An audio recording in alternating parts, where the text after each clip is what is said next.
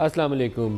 جو supplementary finance bill تقریباً چوتھا ہے اس سال، رواں سال جو آ گیا ایک منی بجٹ کی شکل میں، اس کے اوپر کل سے آج تک جتنے تبصرے ہوئے ہیں اس میں ایک بات بہت کلیئرلی طے ہے، اور وہ بات یہ ہے کہ آپ کے جو فسکل آبجیکٹیوز جن کو حاصل کرنے کے لیے آپ منی بجٹ کا اعلان کرتے ہیں، وہ نہ تو اس میں مقرر کیے گئے ہیں اور نہ حاصل کرنے کے لیے اس کے لیے کوئی روڈ میپ طے کیا گیا ہے. سب سے بڑا مسئلہ جو ابھی 6 ماہ کے اندر ہمارے سامنے آیا ہے کہ آپ کے ٹیکس ریونیوز میں تقریباً 250 ارب کی شارٹ فال ہے. 174 ارب کا شارٹ فال 6 ماہ میں آپ رجسٹر کر چکے ہیں.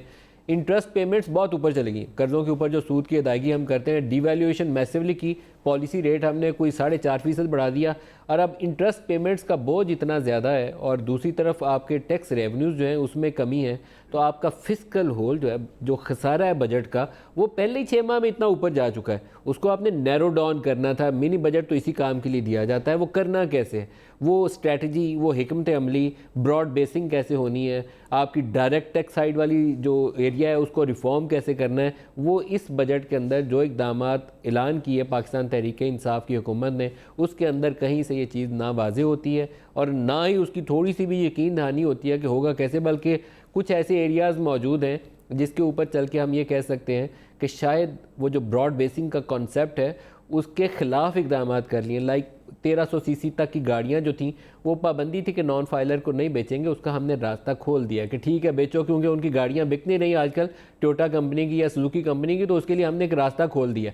پھر ہم نے کہا کہ امپورٹڈ گاڑیاں، کیونکہ امپورٹ پاکستان کے اوپر برڈن ہے، امپورٹ کمپریشن کرنا ہمارے مفاد میں ہے، لگژری گڈز نہیں آنی چاہیے. امپورٹ کے اوپر ڈیوٹیز ہم نے بڑھائیں.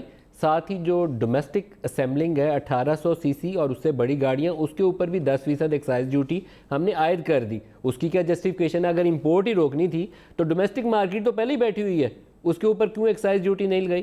ڈیوٹیاں چڑھانا اس وقت آپشن نہیں تھا، براڈ بیسنگ آپشن تھا کہ وہ لوگ جو ٹیکس نیٹ سے باہر ہیں ان کو کسی طریقے سے ہم ٹیکس نیٹ کے اندر لائیے. کوئی ایک سنگل ریفارم میئر بھی نہ پہلے جو بجٹ اقدامات پی ٹی آئی نے اعلان کیے تھے اس کے اندر تھا، نہ اس کے اندر ہے.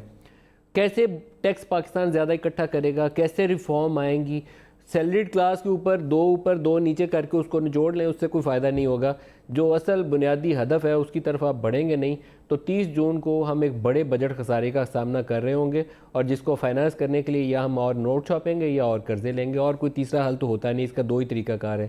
تو آج پروگرام میں ہم انہی ایشوز پہ بات کریں گے، اور جو مہمان شخصیات ہمارے ساتھ ہیں، سید نوید قمر ہیں پاکستان پیپلز پارٹی سے، آفتاب جہانگیر صاحب ہیں پاکستان تحریک انصاف سے، اور خرم دستگیر خان ہیں پاکستان مسلم لیگ نواز سے. ہمارے ساتھ سب کو خوش آمدید کہتا ہوں.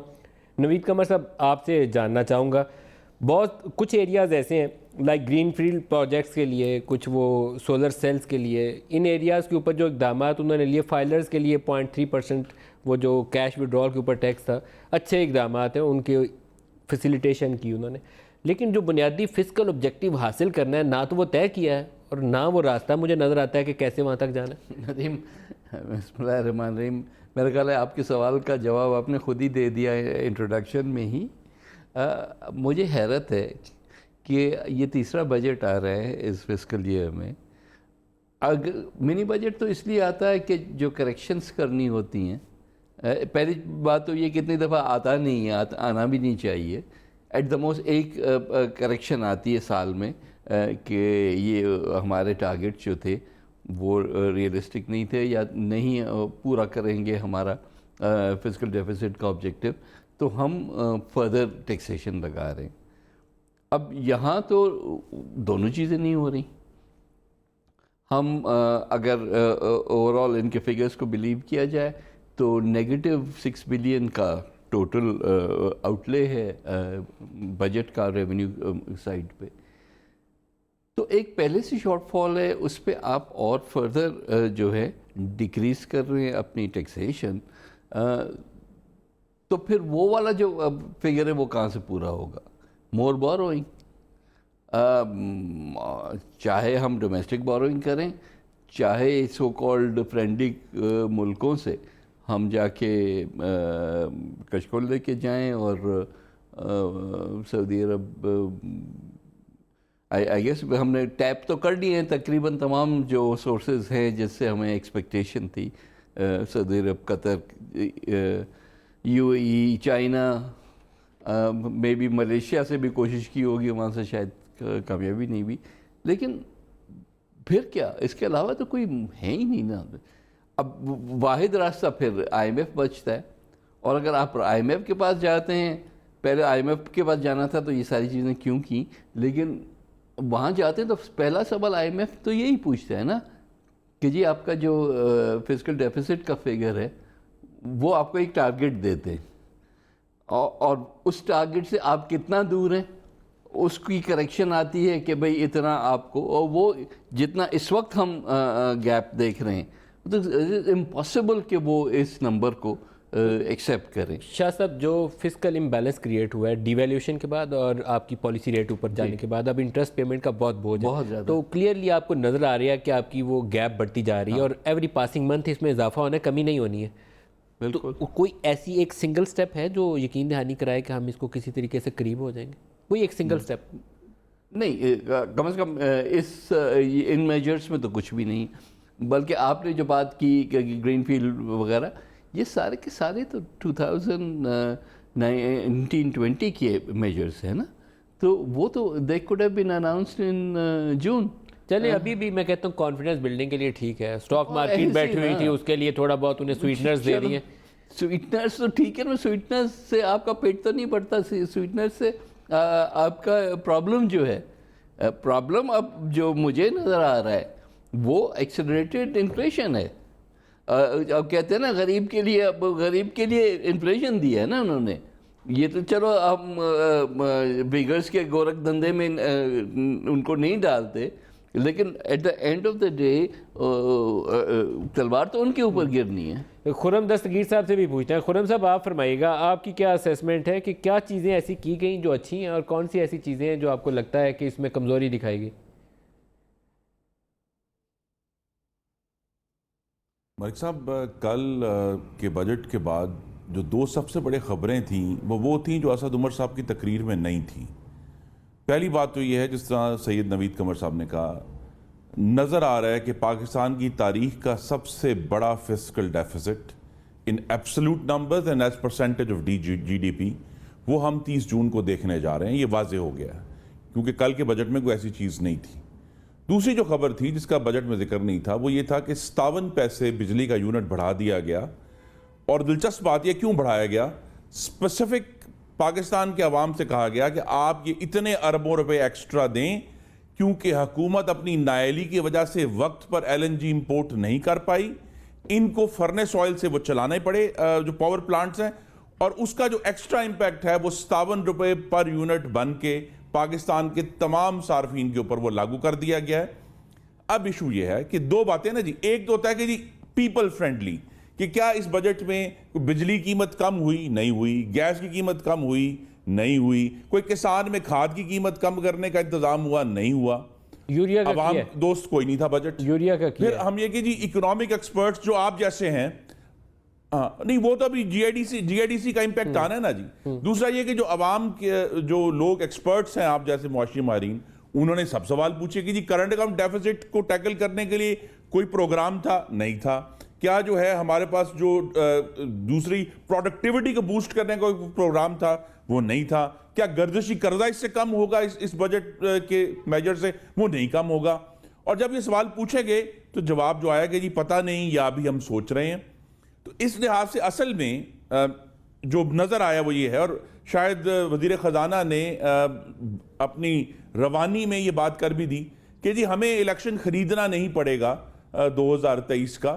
اصل میں تو اس سے جو کل کا جو ایک میجر اناؤنس ہوا ہے اس میں شاید ان لوگوں کو بینیفٹ دیا گیا جنہوں نے پی ٹی آئی کا بجٹ جو الیکشن فائنانس کرنا ہے. Stock market, car assemblers, banks, of شور کمپنی ہولڈرز، ان کو سارے بینیفٹس دیے گئے ہیں. پاکستان کے عوام کو تو صفر بینیفٹ ہے، بلکہ اس کا واحد جو ہے مستقل نقصان ہونا ہے جو اس میں میجرز کیے گئے ہیں.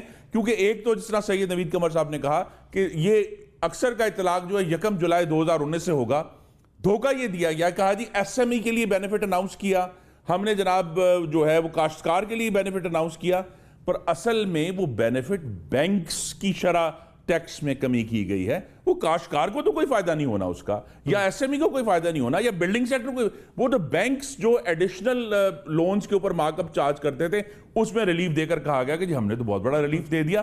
اور یہ جو ایشو ہے जिसकी तरह आपने जिक्र किया, एक्सपर्ट्स ने कल से अब तक जो है एस्टिमेट कर लिया है कि 700 से 800 अरब रुपए का एडिशनल डेट सर्विसिंग होनी है, जो इन्होंने ये डबल वैमी की है डीवैल्यूएशन की, और 10% जो डिस्काउंट रेट अनाउंस किया हुआ है। तो ये 700-800 अरब रुपया already on top of what already जो डेफिसिट हुए हैं, तो ये कहां से आएगा, उसका कोई जवाब नहीं है। तो मैं तो इस पर आई थिंक हम सब इस पर परेशान हैं, और बतौर अरकान असेंबली हैरान भी हैं कि ये पूरे मेजर्स जो हैं, सवाई ये कि आप कुछ सेक्टर्स को स्पेसिफिकली जो शायद इनसे बरात मांग रहे थे, उनको खुश करने के लिए लॉलीपॉप्स दे दिए, लेकिन डूबते हुए टाइटैनिक के डेक के ऊपर लॉलीपॉप्स बांटने से वो टाइटैनिक डूबने से नहीं, उसने डूबना ही डूबना है, और वो नजर आ रहा है कि हाईएस्ट फिस्कल डेफिसिट आएगा। आपका क्या रिस्पॉन्स है? अच्छा, मेरा नदीम भाई मुझे ये बताएं कि जो सूरत हाल 25 जुलाई 2018 में थी, क्या नवीद कमर साहब उस सूरत हाल से मुतमईन थे?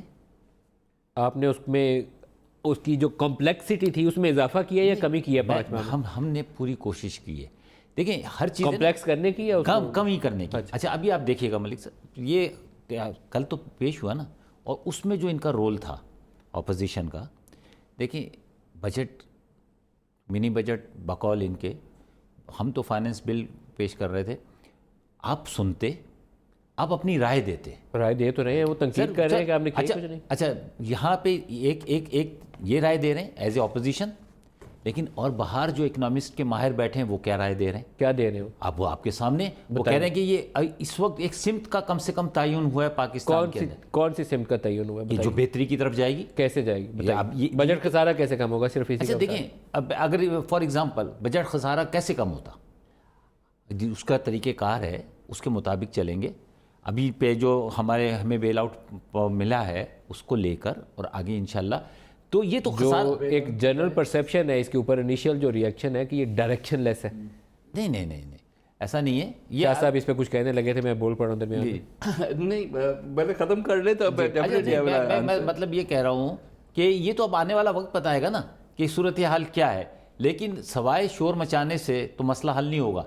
अगर आपके पास कोई ऐसा कंक्रीट प्रोग्राम था तो आप पेश करें ना। प्रोग्राम तो आपने देना था ना जी, जो नहीं दिया आपने। हमने तो दिया है ना प्रोग्राम। वो प्रोग्राम उसका रिजल्ट आएगा ना, जब उसका मलिक साहब उसका रिजल्ट आएगा, जब आप आवाम को उसका रिजल्ट मिलेगा, जब उसकी से आप उसको समरात देखेंगे, आप उसके देखिए, कम से कम मैंने जो महसूस किया कि कल से जो मैं देख रहा हूँ लोगों के अंदर एक कॉन्फिडेंस बिल्ट हुआ है।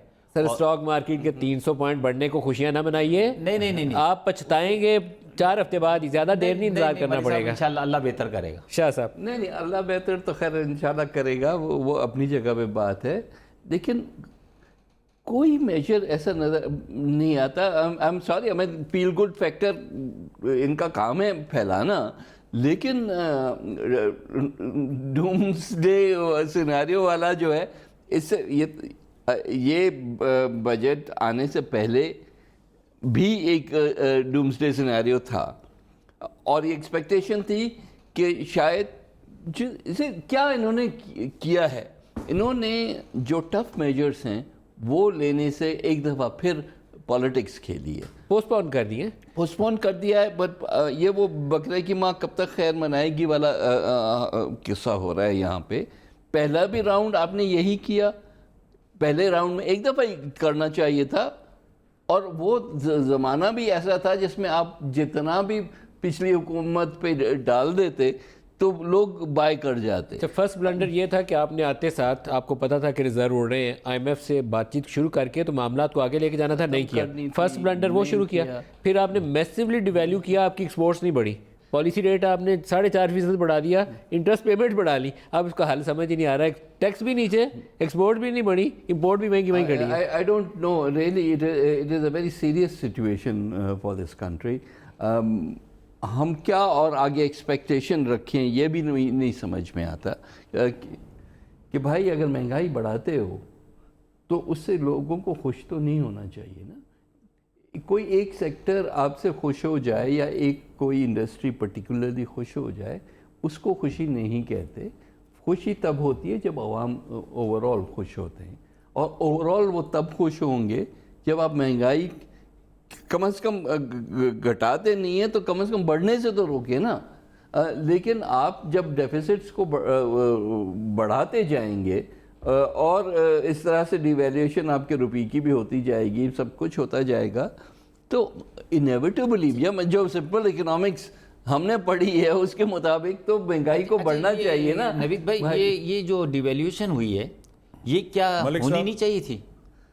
دیکھیں یہ کیا زبردستی روکی نہیں گئی تھی؟ نہیں, ڈی ویلیوشن زبردستی روکی گئی تھی, ڈار صاحب نے غلط کیا تھا. ایک سیکنڈ, اس میں آرگومنٹ ہے ہی نہیں ہے. لیکن میں یہ کہہ رہا ہوں نا, اس کو پوری بات تو کمپلیٹ کرنے دیں نا. یہ صرف لا الہ نہ سنے نا, اللہ بھی تو سنے, آگے بھی تو سنے.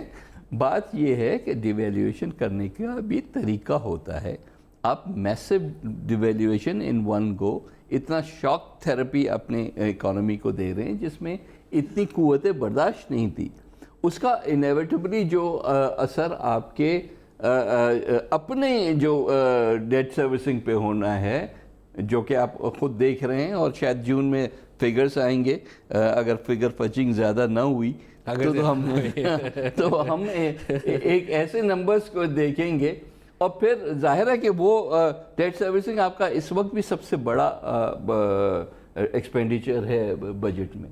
اگر وہ اور بڑھتا گیا, میسیولی انکریز ہوگا, تو اس کا افیکٹ ظاہر ہے باقی سب چیزوں پہ آئے گا نا. اس کا مطلب ہے کہ آپ ڈیولپمنٹ ایکسپینڈیچر کو تو بالکل ہی بھول ہی جائیں. سر جتنے نئے پی آئی بی بیچ رہے ہیں پہلے سے زیادہ پہ بیچ رہے ہیں, پھر یہ لانگ ٹرم امپیکٹ آپ کاسٹ بک کرنی شروع کر دیتے ہیں نا. آپ نے کاسٹ بک کرنی شروع کر دی تو بھائی تو پھر کیا, یہ تو اتنی بوروئنگ میرا خیال ہے کہ کسی ایک سال میں پاکستان کی تاریخ میں نہیں ہوئی جتنی کہ اس ایک سال میں 1920 میں ہو. خرم صاحب, آپ کو میں ایک فائنانس بل کا ایک حصہ دکھانا چاہوں گا, اس کے اوپر چاہوں گا کہ آپ پہلے رسپونڈ کریں. یہ آف شور کمپنیز کے حوالے سے ایک پیرا ہے اس کے اندر جس میں پروویژنلی امپاور کیا گیا ہے. جی پیج 20 پر ہے جی, ہم بار بار پڑھ رہے ہیں اس کو. تو میں اس کی وضاحت سمجھنے سے تھوڑا سا قاصر ہوں. ہمارا تاثر یہ ہے, مجھے لگا, میں لے مین ہوں, ایکسپرٹ نہیں ہوں ٹیکس میٹرز کا, آپ لوگ ایکسپرٹ نہیں, یہ بھی فائنانس منسٹر ہیں, آپ وزیر تجارت رہے ہیں, تو مجھے تو یہ لگا کہ شاید پروویژنلی ایک آپشن دے دی گئی ہے کہ جس کا آف شور ایسٹ کوئی آئیڈینٹیفائی کر لے, ڈھونڈ لے کوئی ایجنسی, یہ نہیں کہ خود ڈکلیئر کرے گا, انڈکلیئرڈ ایسٹ جس کو کوئی ایجنسی ڈھونڈ لے, پکڑ لے بھائی تیری کمپنی ہے, وہاں پہ جائیداد ہے تیری, تو وہ اس کو ٹیکس کمشنر کو اختیار ہوگا کہ پروویژنلی اس کی اسیسمنٹ کر کے اس کے اوپر ٹیکس چارج کر لے. یہ کوئی ریگولرائز کرنے کا طریقہ ہے یا اس کے اوپر کوئی جرمانہ عائد کرنے کا, کارروائی کرنے کا طریقہ کا آغاز ہے؟ میں سمجھنے سے قاصر ہوں, آپ بتائیے گا. جی جس طرح آپ نے دکھایا بھی ہے اسکرین پہ, میں بھی لے کر بیٹھا ہوا ہوں اس کو, صفحہ 20 کے اوپر یہ ہے امینڈمنٹ.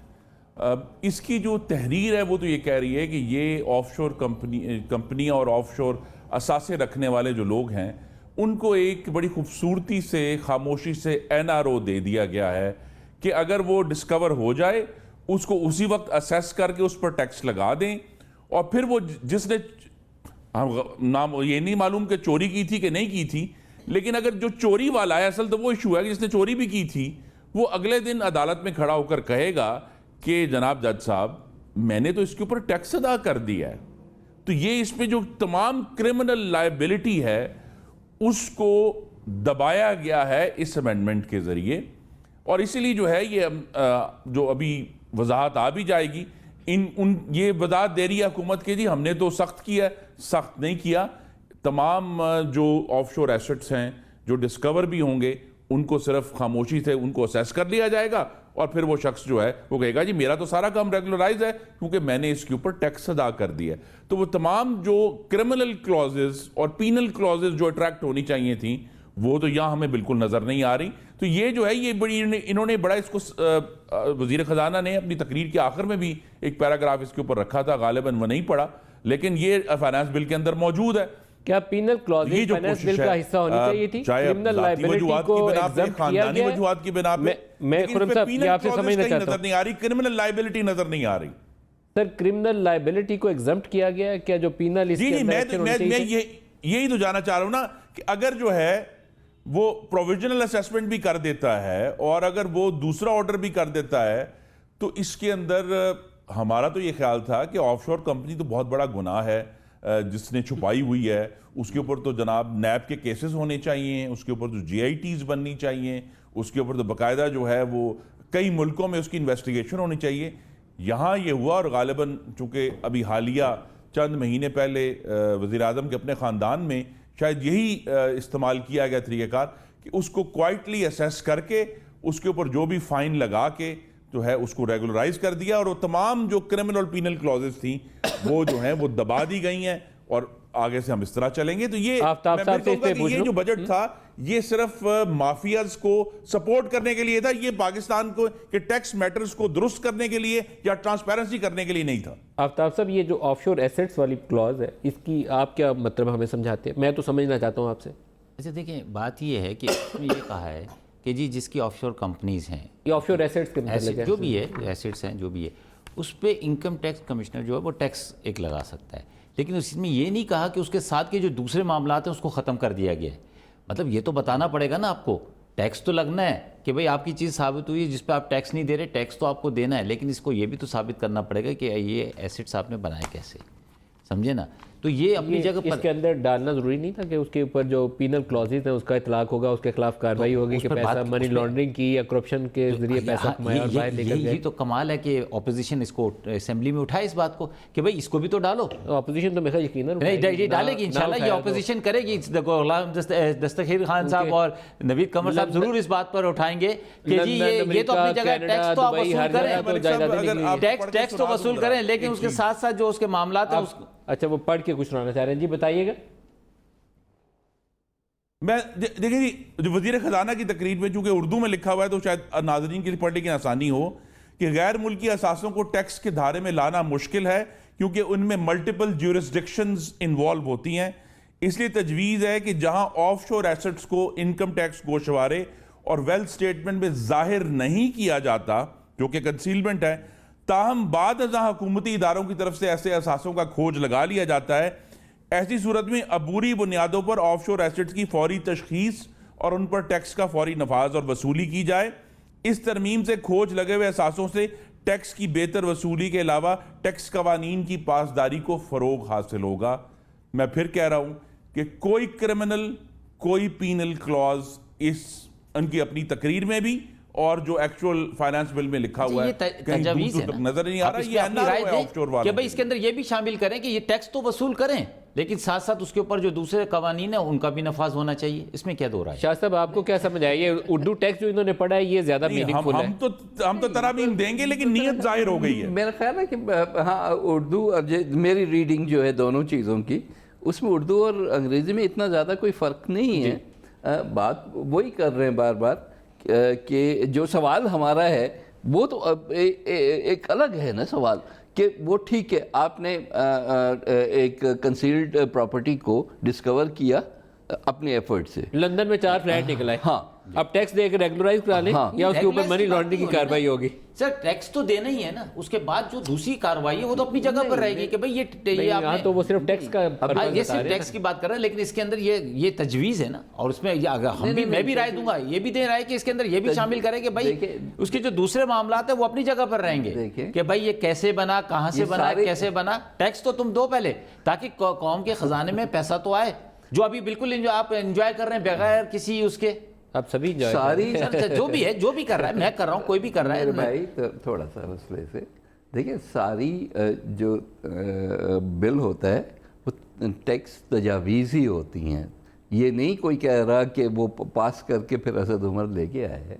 سو یہ کہنا کہ یہ صرف تجویز ہے اور یہ لا نہیں بن گیا, وہ تو ایک گیون چیز ہے نا, لیکن وہ کیا کرنا چاہ رہے ہیں وہ تو آ گیا اس میں انٹینٹ نظر آ رہی ہے. آپ ہم کیا چاہتے ہیں یا خرم یا ان کی پارٹی کیا چاہتی ہے یا کوئی اور کیا چاہتی ہے وہ الگ چیز ہے. تو مقصد یہ ہے کہ جو سب سے زیادہ شور مچاتے ہیں اس ایشو پہ, انہی کی طرف سے اگر اس قسم کی چیزیں جب سامنے آتی ہیں تو ہمیں شک ہوتا ہے کہ آخر ارادے کیا ہیں. کیا ایک علیمہ خان کی ایشو کو اس حد تک ہم لے کے گئے ہیں کہ ہم ایمنسٹیز دے رہے ہیں؟ آپ کو بھی بینیفٹ مل جائے گا, آپ بھی نیو یارک والا اپارٹمنٹ کا ٹیکس دیجیے گا, کہیے گا کہانی ختم. بھائی تو وہ پھر جی آئی ٹی کیا ہے اور یہ نیب کیا ہے اور یہ ساری چیزیں پھر کیا ہیں؟ ایک قانون سب کو این آر او دے دے گا. I don't understand. سارا پاناما واما ختم ہو آپ جائے اس گا. پہ وہ اپنا اعتراض اٹھائیے گا نا لوگ بالکل اٹھائیں گے بھائی، کیا اس پہ آپ کو کوئی شک نہیں ہو؟ نہیں بالکل اٹھائیے گا۔ نعیم الحق صاحب السلام علیکم۔ جی وعلیکم السلام، کیا حال ہیں آپ کے؟ سر آپ کا شکریہ، آپ ہمارے ساتھ شامل ہو رہے ہیں۔ کل آپ نے ایسی دھواں دھار قسم کی ایک ٹویٹ کی اور خوفناک قسم کا الفاظ کا چناؤ کیا، تو میں نے انہیں کہا جی کہ درخواست کریں نعیم صاحب سے کہ کیوں اتنا غصہ آ گیا، کیا وجہ ہوگی؟ دیکھیں میں اس وقت نیشنل اسمبلی میں موجود تھا، اور نیشنل اسمبلی کے اجلاس شروع ہونے سے 1-2 گھنٹے پہلے، اور شاید اس میں اپوزیشن کے شاید نوید قمر صاحب بھی تھے، وہ اس کی تصدیق کر سکتے ہیں، ایک لائے عمل طے ہوا تھا کہ leader of the opposition Shehbaz Sharif ایک تقریر کریں گے، اور اس کے بعد اور وہ تقریر کریں گے ساہیوال کے حوالے سے، اور اس کے بعد بجٹ پیش ہوگا یا فائنانس بل پیش ہوگا۔ مگر انہوں نے مسلم لیگ نون کی قیادت نے مکمل طور پر اس کی خلاف ورزی کی، اور شہباز شریف نے جن کو پروڈکشن آرڈر اس شرط پہ لایا گیا تھا کہ وہ آ کر ایک مثبت کردار ادا کریں، وہ لیڈر دی اپوزیشن ہے، ان کو گالیاں دینے کے لیے نہیں ایشو کیا گیا تھا پروڈکشن آرڈر۔ انہوں نے کہا، عمران خان کے منہ پر کہا کہ یہ سلیکٹڈ پرائم منسٹر ہیں، پھر انہوں نے کہا کہ چیف منسٹر جو ہے وہ باتھ روم عمران خان کی مرضی کے بغیر نہیں جا سکتے، پھر ان کے جو اراکین تھے نون کے وہ سب کھڑے ہو کر انہوں نے ہوٹنگ شروع کی، انہوں نے کہا کہ گو نیازی گو، گو نیازی گو، گو نیازی گو۔ اب یہ بات کم از کم جو مجھے پتا تھا کہ، اور جبکہ اسپیکر نے کہا بھی تو دیکھیں آپ خلاف ورزی کر رہے ہیں اس ایگریمنٹ کی جو 1-1.5 گھنٹے پہلے ہم لوگوں نے جو ہوتی ہے نا رولز آف بزنس کی جو میٹنگ ہوتی ہے روزانہ۔ ہمارے پاس پروڈیوسر صاحب شہباز صاحب کا ساٹ ہے، وہ ہم نعیم صاحب نے جو باتیں کی یہ کل کی سٹیٹمنٹ تھی ان کی ہاؤس کے اندر، کیا سنوا سکتے ہیں؟ چیک کریے، پوری تقریر سن سکتے ہیں آپ بالکل۔ اور تو پھر یہ ہوا کہ یعنی میں نے کہا کہ، اور پھر انہوں نے آپ کو دیکھا انہوں نے بجٹ میں تقریر نہیں کرنے دی۔ اب بات یہ ہے کہ ہم نے تو ان کو پبلک اکاؤنٹس کمیٹی کا چیئرمین بھی بنا دیا، ہم نے 20 میں سے 18 کمیٹیز بھی دے دی، سب ہو گیا، بڑی خوش اسلوبی سے بات چیت چل رہی تھی۔ مگر کل جب وزیر اعظم آئے تو ان کا جو رویہ تھا وہ اتنا غلط تھا کہ جس کی بنیاد پر پھر میں نے وزیر اعظم سے بات کی، اس کے بعد قومی اسمبلی کے اجلاس ختم ہونے کے بعد، اور اسپیکر سے بات کی۔ میری ذاتی رائے یہ تھی جو آج بھی ہے اور اب بھی میں دوبارہ، کہ اب کوئی جواز نہیں بنتا جب تک کہ اس بات کی یقین دہانی نہ دلائیں شہباز شریف صاحب کہ وہ اب کوئی جواز نہیں بنتا کہ ان کا پروڈکشن آرڈر جو ہے وہ برقرار رہے جب تک کہ یہ اس بات کی یقین دہانی نہیں دلاتے کہ یہ اس قسم، اور ایک ایتھکس کمیٹی بھی بنائی گئی ہے۔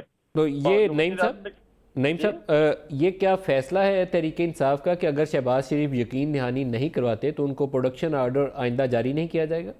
یہ ابھی فیصلہ تو نہیں ہوا، مگر میں سمجھتا ہوں کہ آج ہم نے اس پر گفتگو کی ہے، اور اکثر لوگوں کی رائے یہی ہے کہ اگر ہم نے ان کو اس قسم کی ڈھیل دی، اور میں آپ کو ایک اور بات بتانا چاہتا ہوں، ہمیں پتہ چلا ہے اور انہی کے لوگوں نے بتایا ہے کہ انہوں نے یہ فیصلہ کر لیا ہے کہ قومی اسمبلی کی کارروائی کو آگے بڑھنے نہیں دیں گے، اسی طرح ڈسٹرب کریں گے، نئے قوانین آئیں گے ان میں رکاوٹ ڈالیں گے وغیرہ وغیرہ۔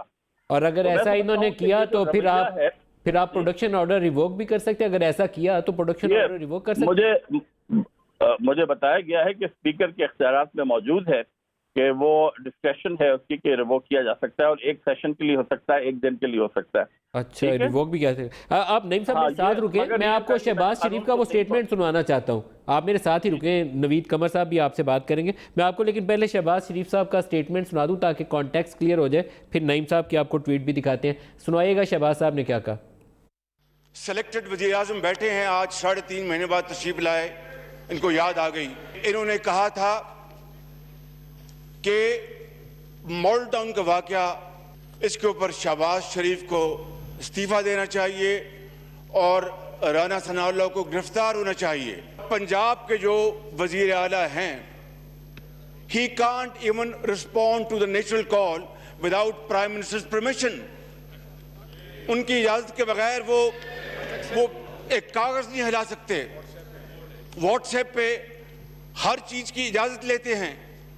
میں انہی کی جو اپنی منطق تھی اس کے اوپر وزیر اعظم کو پہلے استعفیٰ دینا چاہیے اور اس کے بعد بزدار کو بعد میں استعفیٰ دینا چاہیے۔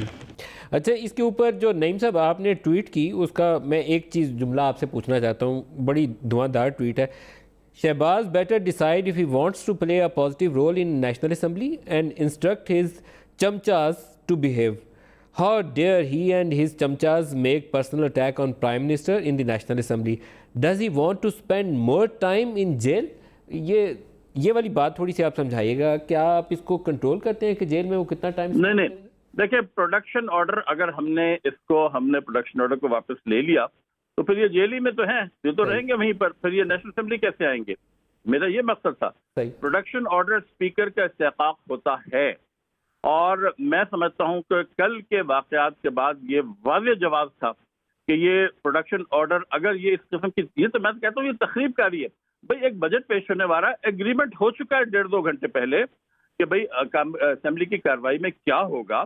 اس کے باوجود جب انہوں نے کہ بھئی یہ سلیکٹڈ پرائم منسٹر ہے اور چیف منسٹر باتھ روم نہیں جا سکتا وغیرہ وغیرہ, اگر یہی انہوں نے کرنا ہے تو پروڈکشن آرڈر جو ہے اس کا کوئی جواز نہیں, اس کی کوئی ضرورت نہیں. یہ بیٹھے واپس جا کے جہاں پر ہیں. یہ میری رائے ہے, یہ میری سب ہماری پارٹی کی اکثریت کی رائے یہی ہے. نوید صاحب اور خرم صاحب دونوں آپ سے بات کریں گے. پہلے نوید قمر صاحب. جی نعیم صاحب, آرٹیکل 66 ہے جو کہ اسمبلی کی کارروائی کو ریگولیٹ کرتا ہے, جو اجازت دیتا ہے کسی بھی ممبر کو کہ بغیر کسی قدغن کے وہ جو بولے اس کو پوری پروٹیکشن ہے, کسی کورٹ آف لاء میں بھی اس کو نہیں لے کے جایا جا سکتا. آئی ایم سوری کہ یہ مغل بادشاہوں کا تو پچھلے والے پرائم منسٹر کو ہم کہتے تھے یہ تو ان سے بھی آگے نکلے. This is a fascist attitude. آپ یہ کہتے ہیں پلیز, نہیں Naeem sahab please, I heard every word that you had to say. نہیں, دس از ناٹ آن. آپ تو کہیں اور طرف لے گئے. نہیں تو آپ مجھے جواب تو دینے دو. نہیں, اس طرح سے نہیں ہو سکتا, یہ نہیں ہو سکتا, یہ نہیں ہو سکتا. either I am given a chance to answer اور سن لیجئے پہلے نوید صاحب کا جواب سن لیجئے, پھر آپ رسپونڈ کر لیجئے گا. سنائیے.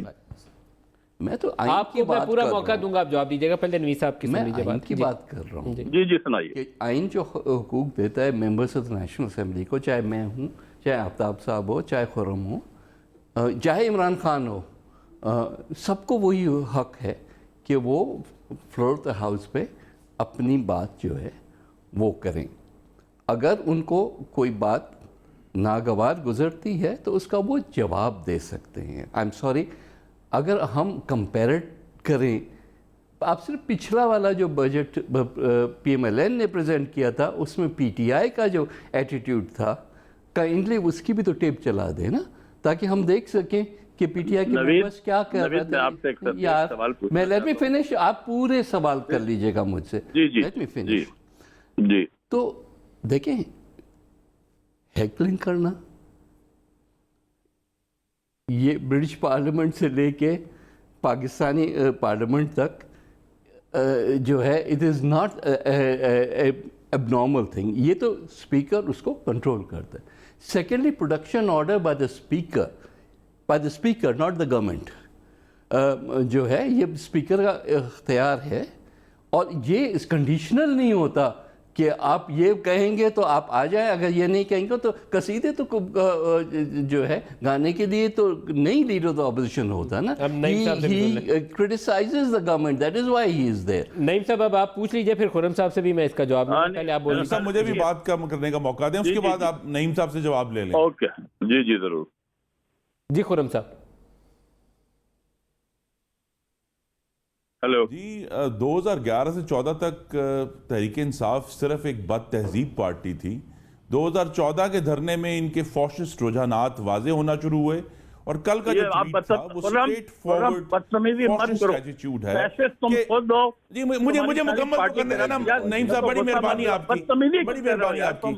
سوال یہ ہے کہ तुम देखें बदतमीजी कर रहे हो, शहबाज practice शरीफ कर ने रहे हो, ये मैं इसीलिए नहीं बड़ी आता हूं। शुस्ता और यार, अंग्रेजी तुम में लोगों ने- लेट मी तुम बी लोगों ने क्या कुछ वेरी नहीं ओपन किया, तुम लुटेरे हो, तुम मुझे चोर खुलकर हो, बात तो करने देना। तुम लोग नहीं, मैं नहीं शहबाज बात शरीफ करूंगा साहब तुम्हारी। ने तुम बड़ा लुटेरे हो, खुलकर तुम बड़े चोर हो, शुस्ता अंग्रेजी में तुम कहा डाकू हो, when nature तुम मुजरिम हो, calls। तुम्हें जेल में होना चाहिए। आज के तुम्हारी वजीर सारी आजम ने तो क्यादत को। शलवारें समझा गीली कि करने नहीं, की इस बात बात की को थी, इंटरेस्टेड नहीं है उसका तुम्हारे जवाब बात कौन करने। देगा ऐसी शलवारें गीली बदतमीजी करने की चीजें बात मैं नहीं का? आता हूँ टेलीविजन दूसरी प्रोग्राम बात में ये कि है लोग बदतमीज कि ये हैं। धमकियां झूठे इल्जाम मेरी लगाते हो गुजारिश है यार। हुकूमत तुमने को अपने जेब नहीं दौरे देती। हुकूमत में किस तरीके से हुकूमत मुल्क को की लूटा तरफ है? से धमकियां फॉल्स लूटा है या नहीं एटीट्यूड लूटा है है? खुर्रम और ये रशीद, कि जी बताओ अगर तुम। जो है उनका प्रोडक्शन ऑर्डर जो है इतनी वो गुड बिहेवियर की कंडीशन पे दिया गया। This is what is attitude. अपनी मर्जी की बात करेंगे तो ठीक है, वरना हम उनको वापस जेल में डाल ब्रेक ले देंगे। लें, मेरी गुजारिश है कि प्रोड्यूसर ये जो साहब, एक मामला ब्रेक ले है लें। पार्लियामेंट को चलाने का, ब्रेक ले लें प्रोड्यूसर साहब, एक ब्रेक ले लें, ब्रेक ले लें, तो धमकियों फिर वापसी मैनेज करने की कोशिश करते हैं जी। एक ब्रेक ले लें।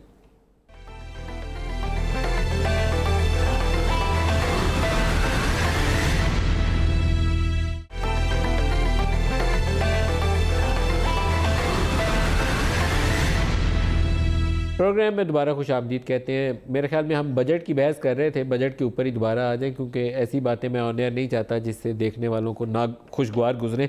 खुर्रम साहब, दोबारा बजट की कहानी से शुरू करते हैं। यहाँ से 30 जून तक का सफ़र, अभी काफ़ी मुश्किल मराहल आने वाले बाकी हैं। आपने करंट अकाउंट डेफिसिट का जिक्र किया था, पिछले साल 19 अरब डॉलर पे ख़त्म हुआ था। इस साल अभी तक 6 माह के जो नंबर हैं, बरामदात में इजाफा नहीं हुआ इतनी डिवैल्यूएशन के बावजूद। क्या नज़र आता है? मलिक साहब, असल में इस हुकूमत ने इकनॉमिक पॉलिसी में सरासीमगी और पैनिक का शिकार है। जबकि आज भी जो इन्फ्लेशन के जो सरकारी अदाद शुमार हैं वो 6 से 6.5% के दरमियान हैं। उसमें जो डिस्काउंट रेट है स्टेट बैंक का, उसको 10% पर ले जाने की कोई इकोनॉमिक जस्टिफिकेशन नहीं थी। इसी तरह जब मुस्लिम लीग नून की गवर्नमेंट ने दिसंबर 2017 में डीवैल्यू करना शुरू कर दिया था, और मैक्सिमम, चूंकि हमारी भी गुफ्तगू थी, IMF ने PMLN गवर्नमेंट से मैक्सिमम जो डिमांड की डिवैल्यूएशन की वो 132 रुपए की थी। आज जो है वो 140 को टच कर रहा है। तो इन्होंने पैनिक में आकर बहुत आप ज्यादा लोगों की डिस्काउंट जब IMF के साथ डिस्कशन चल रही थी, बहुत ज्यादा नहीं, ये खुर्रम साहब आपने एक बात बताई है, थोड़ी सी इसकी वजाहत फरमा दें, क्योंकि हमारी आर्टिकल 4 कंसल्टेशन IMF के साथ चलती रहती है, प्रोग्राम में ना भी हो। तो आपका कहना यह है कि IMF वालों का कहना था कि हम इसे 132 पे ले जाएं? जी, उनकी ये असेसमेंट थी। वो आपको पता है मुख्तलिफ उनके पास क्राइटेरिया हैं, जैसे रियल इफेक्टिव एक्सचेंज रेट वो कैलकुलेट करते हैं। उनका ये ख्याल था कि पाकिस्तानी रुपये को स्लोली डीवैल्यू करके तो उसकी एक नेचुरल सतह पे आने दिया जाए। कहीं भी 140 का तो जिक्र ही नहीं है। और लेकिन अब जो फिर हम एक सुन तो रहे हैं, तनकीद तहरीक कभी इंसाफ हम वालों की 150 आपके सुनते ऊपर हैं। जायज़ बनती है कि वो कहते थे कि आपने आर्टिफिशियली इसको होल्ड किए रखा, इसको 104 के ऊपर। तो ये एक अनयूजुअल जो जी फिनोमेना नहीं, था, हमने sudden fall आर्टिफिशियल वाला होल्ड होना था। किए नहीं रखा कि हमने दिसंबर 2017 में इसको डीवैल्यू करना शुरू कर दिया था। मिफ्ता साहब के हम आने तो के IMF प्रोग्राम से निकल आए थे, हम नहीं मिफ्ता जा साहब के रहे आने के थे। बाद। उसके बावजूद हमने उसको डीवैल्यू करना शुरू कर दिया था। और जब PMLN की गवर्नमेंट गई तो जो डॉलर की वैल्यू थी वो अपनी हकीकी सतह के करीब आ गई थी। जो मैं बात कर रहा हूं कि पैनिक में मिफ्ता इस्माइल साहब ने एडजस्ट किया था, devaluation, extraordinary rise in interest rate, और इनसे मैनेज नहीं हुआ। क्योंकि देखें ना, इतनी 32% डीवैल्यू करके भी एक्सपोर्ट में सिर्फ 0.1% फायदा है। और जो नंबर्स हैं वो ये है कि मुझे मुकम्मल होने दें। एक हमें सलाह उसकी मिलती है। एक्सपोर्ट पाकिस्तान की अल्लाह के करम से दो जून मौके ऐसे हैं 2017 से बढ़ जहां रही हमें है इसकी बड़ी विदाउट सख्त पनिशमेंट मिली। एक दफ़ा हमने 60-62 पे रोका हुआ था, ये शाह साहब को एडजस्ट करना पड़ा था। और वो बीबी की असैसिनेशन के बाद 4 महीने का टर्मोइल था, बेड़ा गर्क हो गया था 4 माह में सारा कुछ। तो हमने सीधी छलांग मारी थी, फिर 80-90 पे गए थे। दूसरा मौका ये आया। तो आर्टिफिशियली कुछ भी करने से कुछ निकलता नहीं है। कुछ निकलता नहीं, उल्टा नुकसान होता है। अच्छा देखिए, मैं अभी एक सेकंड सिर्फ आपकी बात को थोड़ा आगे बढ़ाते हुए, जब इनिशियली IMF वाले यहाँ आए थे, वो हमारी एज अपोजिशन भी उनसे बात हुई थी, दे वर talk about 115 as the par rate at which the rupee dollar parity should be. जाहिर है कि उस वक्त नहीं हुआ, तो एक साल के बाद वो और बढ़ गया। तो वो पार रेट जो है, साल पहले कर लेते तो 115 कह रहे थे, साल बाद के बाद खुर्रम साहब 132 कह रहे हैं, अब हमें 140 पे लेके गए। अच्छा, यही तो सारी प्रॉब्लम है कि एक तो देखिए, मैंने ये महसूस किया मलिक साहब, मैं ऑनेस्टली बात करता हूँ, کیونکہ میرا تو فرسٹ ٹائم ہے اسمبلیز میں آنا اور ان سینئر حضرات کے ساتھ بیٹھنا، کہ ہم جو فورم ہے اس کو صحیح استعمال نہیں کر رہے، چاہے وہ ٹریجری بینچ ہو چاہے وہ اپوزیشن ہو. جب اسپیکر کے پاس ان کی میٹنگ ہو رہی تھی اجلاس سے پہلے، نوید قمر صاحب وہاں موجود تھے، سعد رفیق صاحب موجود تھے، رانا ثناء اللہ صاحب موجود تھے. کچھ اصول طے کیے ہوں گے کہ کارروائی کیسے چلنی چاہیے. آپ آتے، آپ مکمل بات سنتے. آپ نے آنے کے بعد دیکھیں سر انہوں نے جو بھی احتجاج کیا ہوگا، یہ اس وقت ایشو وہ ثانوی ہے. اصل ایشو یہ ہے کہ آپ کا فسکل اسٹریٹجی جو ہے وہ آپ کی اتنی ساؤنڈ ہے کہ نہیں کہ اگلے 4 ماہ میں جو ابھی سلپیجز ہوئی ہیں اس کو آپ اوور کم کر سکتے ہیں، اگر نہیں یا صورتحال اور خراب ہو جائے گی. اگر خراب تو یہ ہے اس وقت. اچھا ملک صاحب، اگر خراب ہوگی تو اس کو وہ بھگتیں گے بھی ہم. نہیں پاکستان بھگتے گا. نہیں بھگتے، مراد یہ ہے کہ یہ پاکستان کی اکانومی ڈسکس ہو رہی ہے، کسی کا پرائیویٹ بزنس نہیں ہے. دیکھیں نہیں، جیسے یہ بھگتا ہے انہوں نے جو اکنامی کا حل کیا، اس کے بعد یہ ان کے جو صورتحال ہے جو اسی طرح اگر ہم نے کوئی اچھے میجرز نہیں لیے، ہم نے اکنامی کو اسٹرانگ نہیں، یہ آرگومنٹ درست نہیں ہے جی، کیونکہ جو بنیادی فسکل ایک روڈ میپ نظر آنا چاہیے تھا وہ مسنگ لنک ہے اس ساری آپ کی دوسرے بجٹ کے اندر، اور چوتھا ہو گیا اس سال کا. پہلا مفتاح اسماعیل نے اناؤنس کیا، پھر کیئر ٹیکرز آئے انہوں نے کریکشن کی، 2 دفعہ اسد عمر نے اناؤنس کر دیا. تو 4 بجٹس کے بعد بھی اگر مجھے نہیں پتا کہ 30 جون کو پاکستان کی GDP کیا ہونی ہے، ڈیفیسٹ کیا ہونی ہے، انفلیشن کیا ہونی ہے، then there is something very seriously wrong. نہیں ایسا، یہ وقت آئے گا بتائیں گے، حالات بہتر ہو رہے ہیں. ملک صاحب اگر آپ مجھے 1 منٹ دیں. اور یہ ملک صاحب دیکھیے گا خرم صاحب کہ کم سے کم راستہ تو نظر آیا. جی میں یہ کہنا چاہ رہا ہوں، دیکھیں ان کے پاس چونکہ کوئی لائے عمل اور اسٹریٹجی نہیں ہے. IMF نے بھی پاکستان کی گروتھ فورکاسٹ جو ہے وہ اس نے گرا دیا ہے کہ جی اس سال 4 بھی ہو گیا تو بہت بڑی بات ہے، لائکلی 3 ہوگا، اور آنے والے سالوں میں مستقل کام کرتے جا رہے ہیں. اکانومسٹ انٹیلیجنس یونٹ نے ابھی چند دن پہلے اپنی رپورٹ دی ہے اور انہوں نے یہ کہا ہے کہ پاکستان کا جو گروتھ ریٹ ہے وہ اب گرنا شروع ہو جائے گا، اور وہ بہت مشکل سے 2023 میں 3 پہ واپس آئے گا، وہ انڈر 3 رہے گا اگلے 3 سال. تو ان کی جو چونکہ اسٹریٹجی نہیں ہے، یہ ابھی تک کوئی بات بتا نہیں سکے نہ صرف پاکستان کے عوام کو یا پارلیمان کو یا IMF کو کہ بھئی ہم نے کس طرح یہ جو میں پھر دہرا دیتا ہوں، fiscal deficits, current account deficit اور سرکولر ڈیٹ، یہ 3 ایشوز ہیں. اور چوتھا جو ہے وہ یہ ہے کہ جو ایکسٹرا آرڈنری انہوں نے ڈیویلیویشن سے اور ڈسکاؤنٹ ریٹ بڑھانے سے اپنے اوپر 800 ارب روپے کی ہٹ لی ہے، وہ کس طرح پوری کریں گے. اس بجٹ میں اس کا کوئی حل نہیں تھا، کوئی لائے عمل نہیں تھا، اور اس لیے میں کہہ رہا ہوں کہ یہ جو ہے آنے والے اگلے 5 مہینے بہت سخت ہوں گے. شاہ صاحب آپ بتائیے کون سے ایسے اقدامات ہیں جو کرنے چاہیے تھے جو نہیں کیے؟ دیکھیں ندیم، جیسے سب سے بڑا کوسچن یہ ہے، دیکھیں ایک تو جو بھی میجرز لینے تھے وہ جتنا جلدی لیتے ہیں، وہی میں اگزامپل ابھی دیا کہ وہی چیز آپ بعد میں کرتے ہیں، دیر سے کرتے ہیں، تو آپ کا جو آپ کو میجر جو ہے وہ زیادہ سخت لینا پڑتا ہے. آپ کو اگر IMF کے پاس جانا تھا، جو کہ انیویٹیبلی آپ کو جانا پڑے گا، میں بار بار یہ بات کہہ رہا ہوں، ہاں اٹس اے ٹف ڈیسیژن، ہاں اس کے جو ہیں وہ کافی سختی آئے گی لوگوں پہ، لیکن ایک دفعہ کر کے اور اس کو ختم کریں نا. یہ سلو ڈرپ کے ساتھ آپ کی بلیڈنگ ہو رہی ہے اور دیر از نو سرجری ان ویو، تو پھر تو واقعی یہی ہونا ہے نا. الٹیمیٹلی پھر کیا ہوگا جب آپ کو خیال آئے گا کہ یہی ایک سولوشن ہے، تو you will have to take a much harder hit. تو ایک تو یہ کرنا چاہیے. آپ کا کرنٹ اکاؤنٹ جو ہے وہ صرف بوروئنگ فرام فرینڈلی کنٹری سے نہیں ہوگا، اٹ ہیز ٹو ہیو، آپ کو مارکیٹس میں جانا پڑے گا، آپ کو اپنے پیسے خود ریز کرنے پڑیں گے. That is also borrowing, that is also, کیونکہ آپ کے ریونیو اسٹریم جو ہے وہ آ ہی نہیں رہی ہے.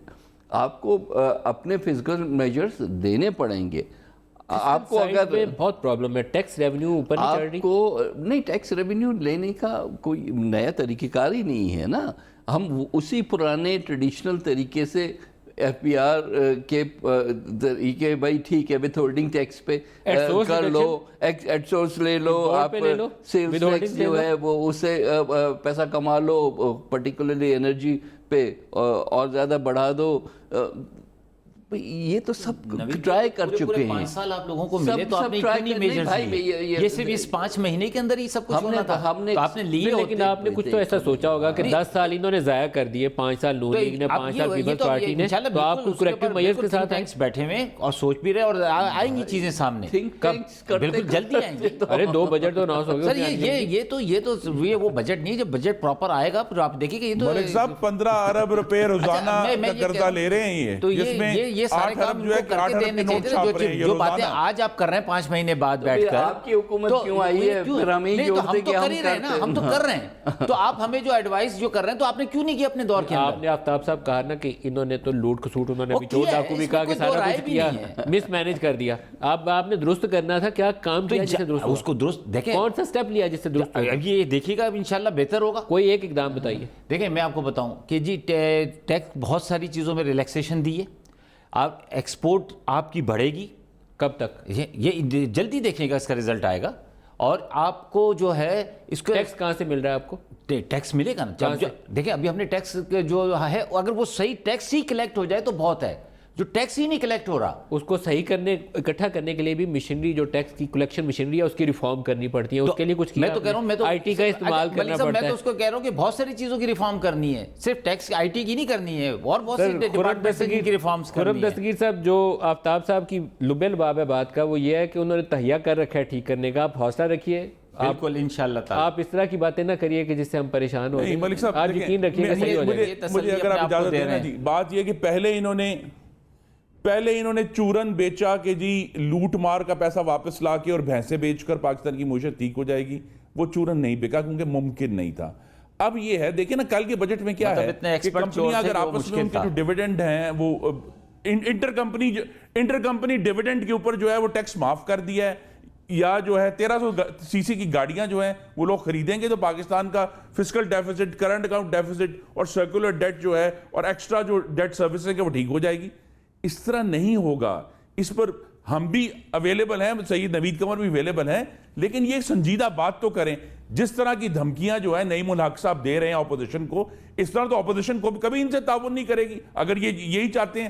میرے بھائی آفتاب صاحب نے بڑی خوبصورت بات کی ہے, لیکن جب ان کے سینئر لوگ جو ہیں وزیر اعظم کے قریب ترین جو ہیں وہ اپوزیشن کو دھمکیاں دیں گے کہ جناب اس طرح کا کام نہ کیا تو خدا جانے کیا ہو جائے گا اور یہ آخری چانس ہے, تو پھر تو تعاون کے ساتھ پارلیمان نہیں چل سکتی. تو ان کو یہ بات سمجھ نہیں آ رہی کہ یہ جو ہے نہ صرف معاشی طور پر دیوالیہ پن ہے بلکہ انتظامی طور پر بھی دیوالیہ پن جو ہے اب 5 مہینے میں واضح ہو گیا. اچھا, دنیا ساری میں شاہ صاحب جو گاڑیاں بیچنے والے ہیں وہ پیچھے پھر رہے ہوتے ہیں گاڑی لینے والے کے, کہتے ہیں 0% ڈاؤن پیمنٹ پہ لو, اتنے سال کی قسطوں پہ لے لو. اس طرح گاڑیاں دنیا میں ساری میں بڑی سے بڑی, آپ کو کوئی آڈی خریدنی ہو وہ بھی ایسی بکتی ہے.